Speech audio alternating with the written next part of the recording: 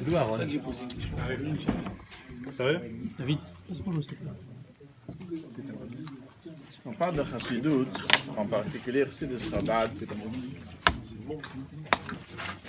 Qu'est-ce que c'est la Chassidut? C'est ça, secret de la Torah. On appelle Chassidut Chabad. Chabad, c'est Chochma, Bina, Kedat. Ça veut dire, a priori, c'est quelque chose de rationnel, a priori. Intellect.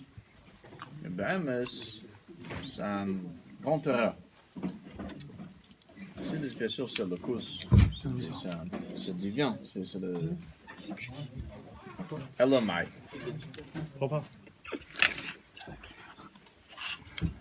Dans le Rab, dans Chassidut Chabad, qu'est-ce qu'il fait? C'est très simple. Il prend ce qui est normalement incompréhensible, au-delà de la compréhension. Emouna, ce qu'on peut prendre que par Emouna. Qu'est-ce que c'est Emouna? Emouna, ça veut dire,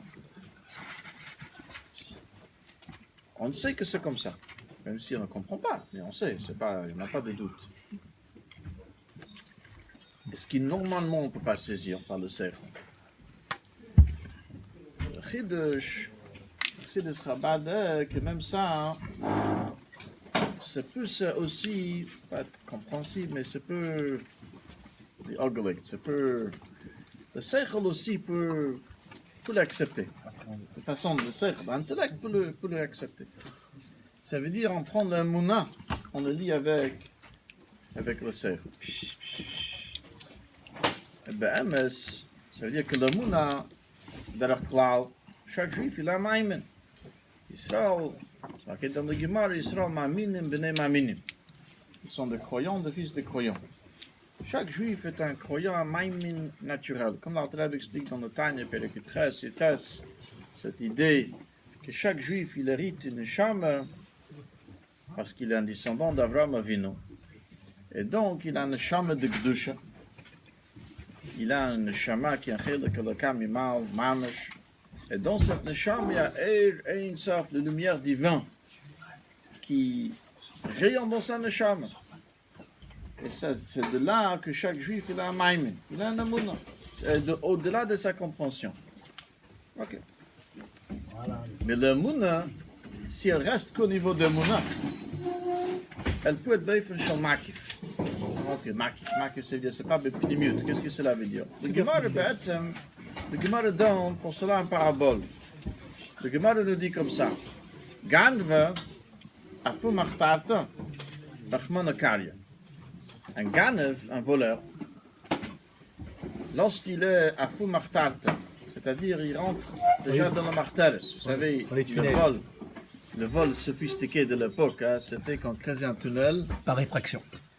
Et rentrer dans le cave, c'est là où il y avait l'enveloppe d'espèces, il volait. Et lorsqu'il arrive à Foumartat, en train de rentrer dans le martar, Srachman Kari, il a pas Dieu du Dieu. Fait que ce soit une réussite, que le propriétaire ne rattrape pas tout. Le travail va un peu demander. Si il ne croit pas en Hachem, le frère du vol, oui. Alors pourquoi maintenant il se met à prier? Tu voles, tu ne crois pas? C'est marqué dans la terre, il ne faut pas voler. Comment ça se fait que tu voles? Ça veut dire que tu ne crois pas. Alors pourquoi tu pries? Tu pries? Ah, ça veut dire que tu crois. Comment ça se fait que tu voles? On ne peut pas et croire et faire le contraire, et voler. Parce que là, il y a quelque chose qui ne va pas. Terre, c'est parce que Mouna c'est Makif. Makif, ça veut dire, on peut, dans l'inconscience, on va l'appeler inconscience, dans le fond de chaque juif, il a un maïm. Le Gemara, d'où est-ce que le Gemara amène un rail que chaque juif, il a un maïm? Moshe Rabbeinu vient à Mitzrayim. Il vient de Midian. Il était envoyé par Hachem pour annoncer que bientôt c'est le Gioul. On peut penser, il vient, un rabbin avec un barbe blanche, je ne sais pas quelle couleur était sa barbe, mais bon, qui sait. Il vient, on est en Mitzrayim, pareil. Et là, il n'y a aucune faille dans son pouvoir. C'est très dangereux. Il dit, écoute, pocket pekadati. Voilà, Hachem, il se souvient de vous. Vayomenom. Et ils ont Emouna, c'est pas, on ne peut pas expliquer ça. J'aurais pu dire, écoutez, monsieur, c'est très gentil, mais attention, pas maintenant. Là, ils ont tout de suite accepté. Ça, c'est pas compréhensible. Mais chaque juif, dans le fond de lui, il a cette Emouna. D'où vient l'idée de monsieur le Snapfish? Ok, ça aide. Peu importe son niveau, il a le Emouna dans lui. Mais cette Emouna ne l'empêche pas forcément de faire le contraire, de mener une vie malheureusement qui ne correspond pas à cette Emouna.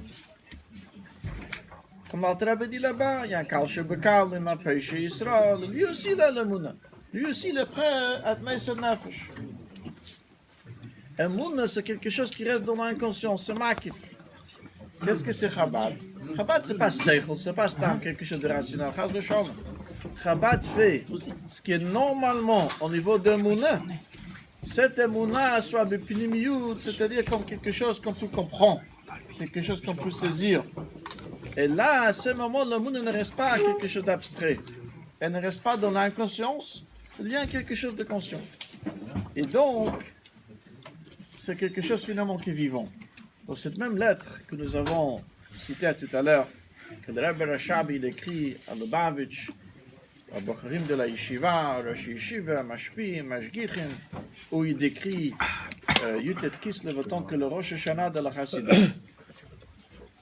Alors là-bas, il dit, ce jour-là, c'est le jour dont Or v'chayut nafshenu nitamon.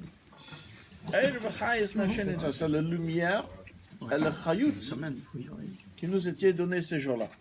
Aujourd'hui, c'est ce qui se Or v'chayut. Si on réfléchit un minute, la lumière, est-ce qu'elle rajoute quelque chose? La même pièce, si elle est obscure, c'est la même pièce. On a allumé la lumière. Il n'y a rien qui s'est rajouté. Elle est maille. La même pièce qui était avant obscure, maintenant, elle est éclairée. Chayes. Le même membre, Chaz Shalom, son Chayes, le membre, son là, c'est Shleimus. Son là. Lorsqu'on rajoute le Chayes, ça devient quelque chose de vivant. Avant le Chassidut, Taïra Mitzvah, son juif, il peut étudier la Torah, il peut faire le mitzvot. Il manque de la lumière, il manque de Chayut. Parce qu'encore une fois, il y a Mouna, ça reste un peu abstrait.